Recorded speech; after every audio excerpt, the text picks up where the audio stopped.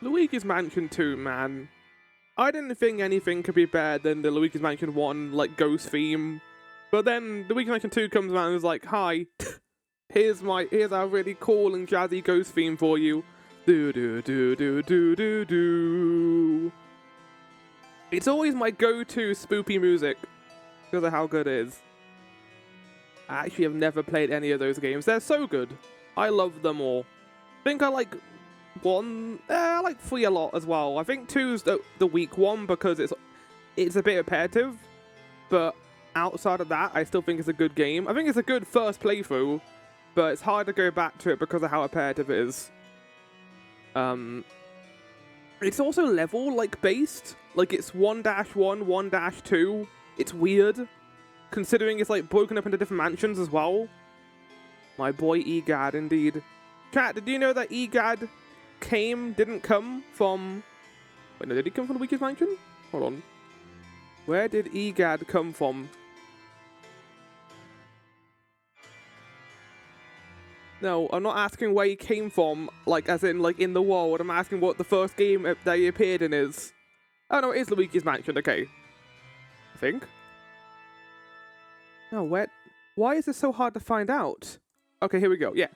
So, he first appears in Luigi's Mansion, then Mario Party 4 and 5, and then he appears in Superstar Saga. That's the game I remember him from, because, I grew up with those Mario and Luigi games. Chat, we're here to finish off Spoopytober. It is the end of another year. I had a look over all the Spoopytober games we've done. We've actually done this a lot longer than I thought we have. I thought that, like, last year was one of the first ones, but no, I've been doing Spoopytober since 2021. Obviously not as long as Maelstrom and some of the others, but it's nice to have this kind of part of the year where I get to just play scary games. Just to give you an idea, chat, of what we have done on Spoopytober.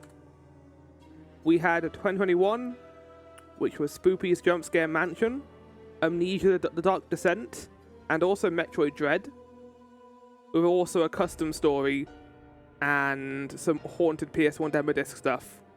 In 2023, we skipped a year. I think I was busy in 2022 doing other things.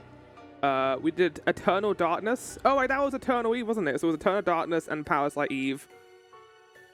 I believe those were the only 2 games I played in that Spoopytober. But they were quite chunky, to be fair, so it kind of makes sense. And then last year, chat, Lost in Fog 2024. We did Devotion, Lost in Vivo, Silent Hill 2 Remake,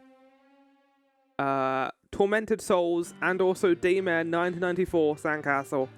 And then, of course, this year we also had a... Oh, you can't forget about also my POV of Chris and Piss from 2023. I remember that. It was wonderful. Those videos have a lot of views, chat. Like, I don't necessarily do it because I want to see the view count go up, but the part 1 and part 2 of Resident Evil 6, I don't know if it's the same for Maelstrom, have like up to 400 views. Which, for the channel, is pretty significant. Maybe it's because of how silly Chris and Piss look in the second video. And then this year, chat, we did Silent Hill F, Clock Tower Rewind, Heartworm, Slay the Princess, and now we're ending with Slay the Princess. Wait, what? No, we did Messiah yesterday, and now we're ending with Slay the Princess. That confused me for a second there, because we technically started with Slay the Princess, and then we went into Messiah, but we're now ending with Slay the Princess after finishing Messiah yesterday. Love a bit of confusion. Chat, if you want to see more spooky stuff that isn't Spoopytober related, you should definitely watch Maelstrom's stream tonight, where he's going to be playing Amnesia the Bunkie. That is a very scary video game, and I'm looking forward to watching that. I think that can range from being 2 streams to 5 streams, depending on how Maelstrom gets. There are parts in that game that still scare me now. Right. Chat, there's no news today because we did a stream yesterday. The only other thing to make note of is tomorrow, Thursday, will be the beginning of Persona 5 Volvo Season 3, the final season. It'll be kind of an acclamation episode where I get back into playing. I think we'll probably be doing the Palace. So that'll be a nice tonal whiplash. Probably the first 30 minutes are going to be me remembering what happened. Not, you know, it was cool to end on that cliffhanger, but also it wasn't great in hindsight because now I forgot what happened. It was a very needlessly complex twist that just made the characters out to suddenly be very smart, even though they've been kind of dumb as bricks until that point. Which is fine. I don't mind it. It's still a cool twist, but, like, the thing about the twist is, and why it works, is because of Aura. I'm waiting for my BT engineer visit today. Oh shit, you're gonna have super fast internet for Extra Life? That's going to be fun. I don't know how much of Extra Life I can watch, at least the first half, chat, because I have a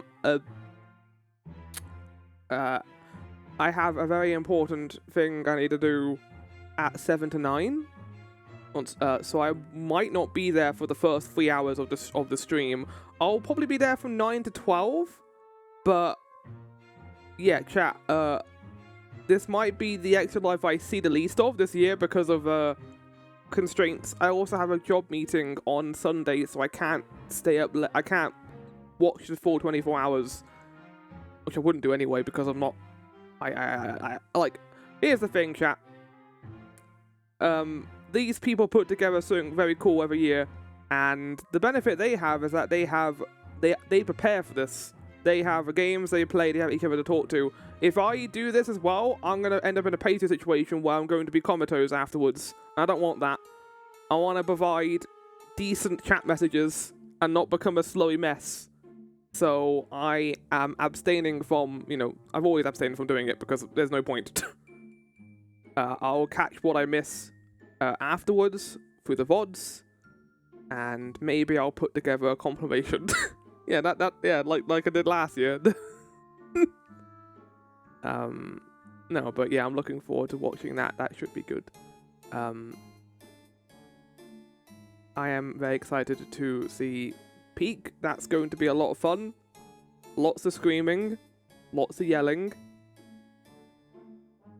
I don't know what the other community game is, but I'll probably sort it out on the day. But yeah, I'll be there on the day after. I'll be there on the Saturday throughout the entire thing, but it'll be a lot less. It'll be more erratic on the day of, which is fine. Dumbo Guys, which is basically just 4 guys, right?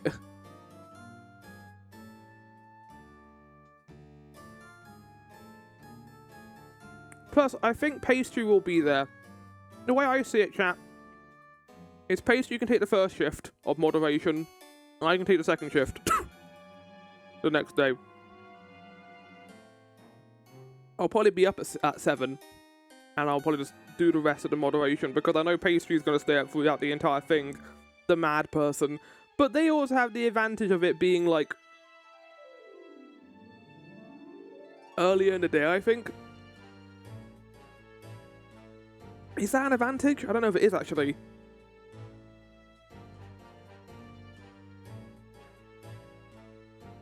Anyway, later, princess chat. We're gonna slay Queen.